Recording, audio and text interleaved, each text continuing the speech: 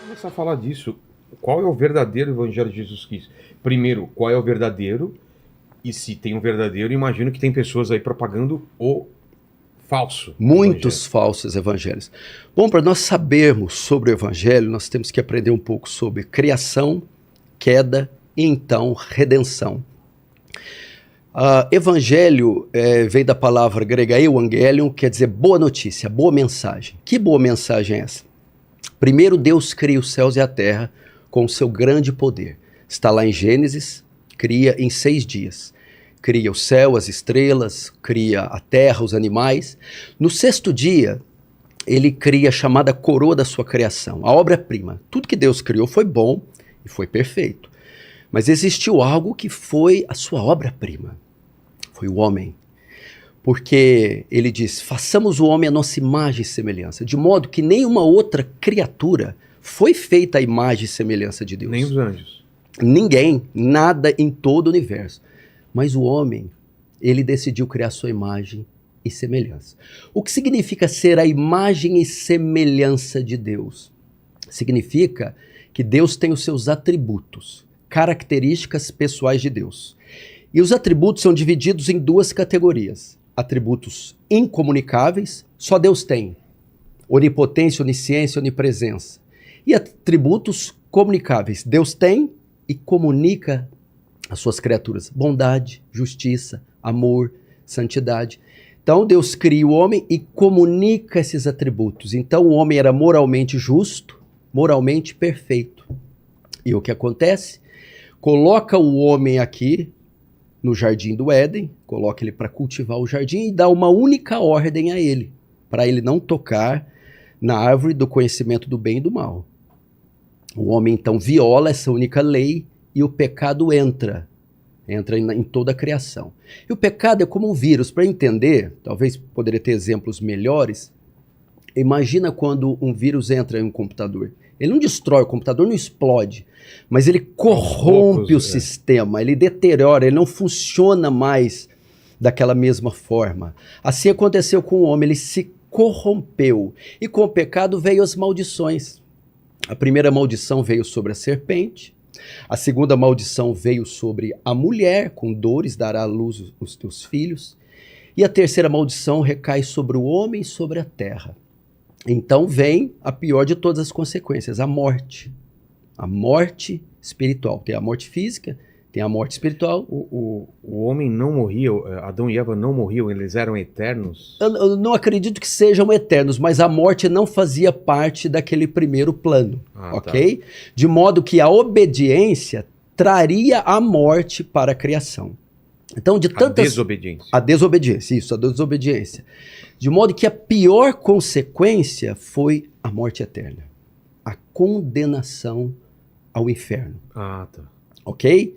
Então, Deus condena o homem por causa do pecado, vem essa consequência drástica, e junto com ele, toda a descendência que viesse de Adão e Eva seria condenado com eles. Imagina dentro da perspectiva de um vírus. Se eles estão contaminados, logo sua descendência também virá contaminada. Foi isso que aconteceu. Todos que descenderam dos primeiros pais, Adão e Eva, vieram com a infecção, com a transmissão do pecado. E com o pecado, a sentença, a condenação. Então, por que Deus tem que condenar? Porque o pecado é uma violação à justiça de Deus, à lei perfeita de Deus. E Deus, sendo justo que é, ele precisa punir o pecado. A punição vem com a condenação. Mas Deus também não é só justiça. Deus também é amor. E no seu amor, intenta um plano para salvar essa raça que agora está perdida. Essa raça está debaixo de maldição, está debaixo de juízo. Ele precisa salvá-la. E o que ele faz? Ele precisa resolver um grande dilema. Provérbios está escrito assim: quem condena o justo, quem condena o justo e absolve o ímpio, abominação é para o Senhor, ok? Então não pode absolver o ímpio, nem condenar o justo. Como Deus, então, pode absolver o ímpio sem ser uma abominação? Ok? Porque veja só, o transgressor, o infrator, merece a pena, a condenação. Se o juiz é justo, ele não pode simplesmente abrir as grades das prisões e falar: estupradores, assassinos, saiam porque eu sou bom. Não, o senhor não é bom, o senhor é injusto. Concorda? Esse é o grande dilema. Como um Deus justo salva pecadores injustos sem deixar de ser justo. Ele não pode simplesmente perdoar, senão ele estará passando por cima da sua justiça. Aí que entra a beleza do Evangelho. Resposta: Jesus Cristo. A cruz de Cristo. Esse é o verdadeiro Evangelho. Isso muda tudo. Muda o que tudo. Começou na queda tem fim na crucificação. A solução, a única maneira de reverter o quadro, o estado do homem, da condenação, é o quê? Os pecados dos homens têm que ser punidos. Ponto. Não há como passar debaixo do tapete. Não há um lalau no céu. Não há como. O que acontece? Cristo, então, o plano de Deus é enviar seu filho, que era Deus, para se tornar homem. E nos substituir, morrendo da cruz. O que ele faz? Na cruz, ele leva os nossos pecados.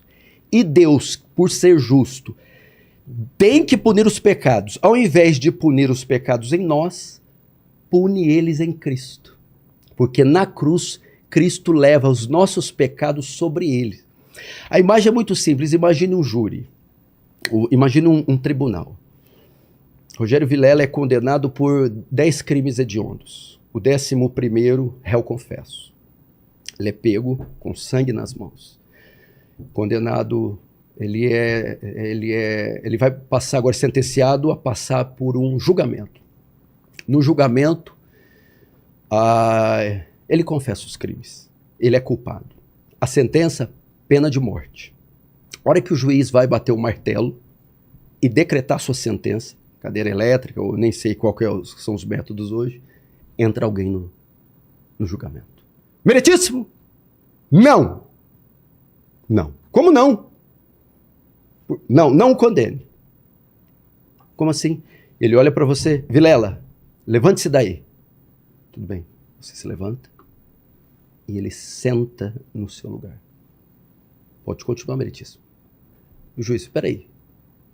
Você está querendo dizer que você assume os 10 assassinatos dele? Sim. Mas se você assumir os assassinatos, você vai ter que arcar com a punição. Sim, eu arco. Comprei a pena. Comprei a pena. Mas a pena é de morte. Pois eu morro. Ok. Então aquele homem é executado no seu lugar.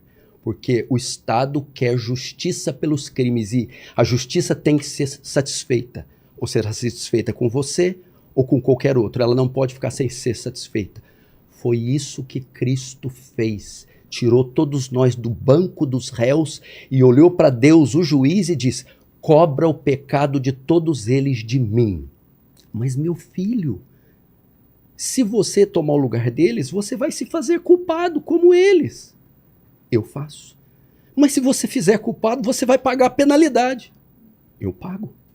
Mas a penalidade é a execução sumária. Pode executar. Essa é a história de amor. A mais bela história que o mundo já ouviu. Mas se Jesus era homem, era carne, como ele suportou essa dor? Vamos lá. Como um humano? Vamos lá. Jesus era 100% Deus e 100% homem. Vamos entender isso. Para o plano ser executado, só poderia ser feito por um homem perfeito. Só um homem perfeito poderia nos substituir. O que é um homem perfeito? Um homem que nunca pecou. Vamos procurar na terra. Adão, não. Abel, Caim, não. Abraão, Isaac, Jacó, Moisés. Vão passando as eras. Não tinha essa classe na terra. Então vamos olhar para o céu. O Filho. Eu desço e me faço homem. Jesus então veio, se fez homem, sem deixar de ser Deus. Quando ele nasce de Maria, ele vem à terra. É a encarnação do verbo que nós chamamos. Então Jesus se torna homem sem deixar de ser Deus. É a chamada união hipostática. Ele não era 70% Deus e 30% homem, Ele não era 50 homem, 50 Deus. Ele não era mais homem e menos Deus. Não, ele era 100% Deus e 100% homem, coexistindo junto na mesma pessoa sem se misturar. Quer ver uma prova disso? Na mesma passagem, quando ele está viajando com os discípulos no barco. Como homem, de tão cansado, dorme. Quando os discípulos acordam, mestre, mestre, estamos morrendo. Como Deus repreende a tempestade. Acalma-te, mar. Homem e Deus na mesma passagem. E por que tinha que ser homem e Deus? Só um homem perfeito podia nos substituir. Hebreus diz que Jesus foi em tudo tentado, a nossa semelhança. Imagina você, Vilela, quantas vezes e por quais coisas você já foi tentado desde que você nasceu.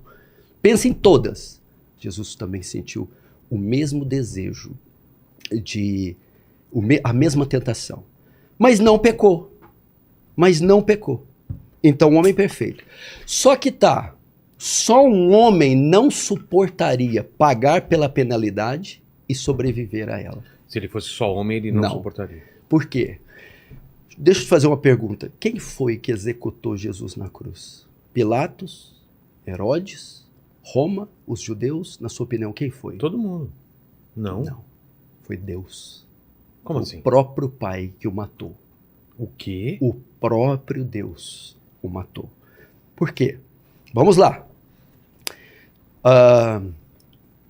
Quando Jesus morre na cruz, todo o nosso pecado é lançado sobre ele. Quando Deus olha para o Filho lá na cruz, o que ele vê? Uma bola de iniquidade, de pecados. Já que os pecados estão lá, o Senhor agora tem que punir. Ele pune com o quê? Um atributo que pregador nenhum ensina. A ira de Deus. O que é a ira de Deus? A resposta de Deus ao pecado. Significa que, vamos dizer, a justiça dá a sentença. Justiça de Deus. A ira cumpre a sentença. A ira é um míssil. Imagine que a ira de Deus é um míssil teleguiado. E esse míssil está programado para ir aonde? Onde está o pecado. Na cruz, o pecado está em nós ou está em Cristo? Em Cristo. Então, o míssil da ira tem que cair sobre Cristo. Quem envia o míssil? Deus. O Pai. Isaías 53:10. Foi do agrado do Pai moê-lo até enfermá-lo.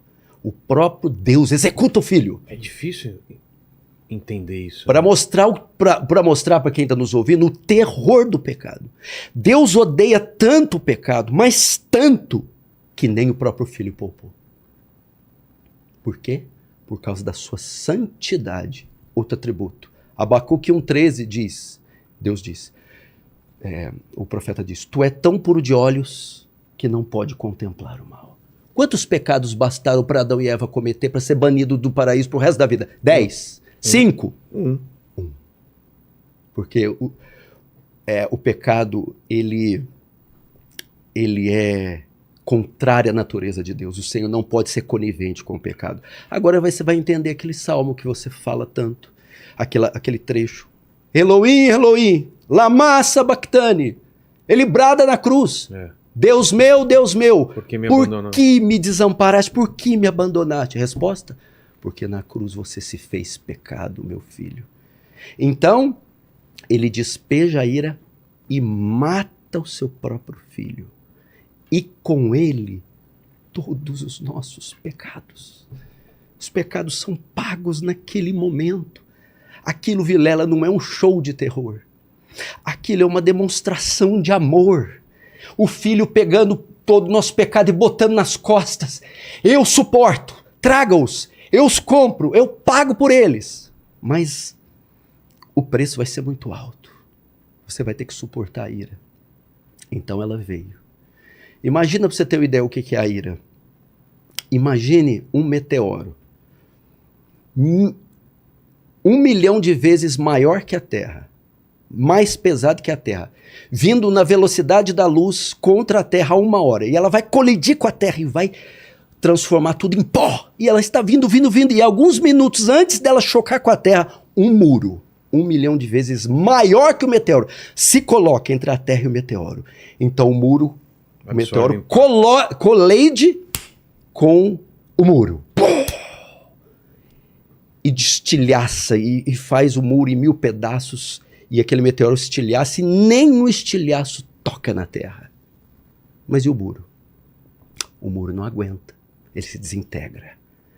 A ira de Deus era esse meteoro que estava vindo sobre o homem para esmagá-lo e puni-lo pelos seus pecados, e vindo 1 bilhão de vezes maior. E quando ia colidir conosco, o Senhor Jesus se coloca entre nós e o meteoro, e abre um braço para a esquerda e à direita e diz: está consumado, em tuas mãos entrego o meu espírito.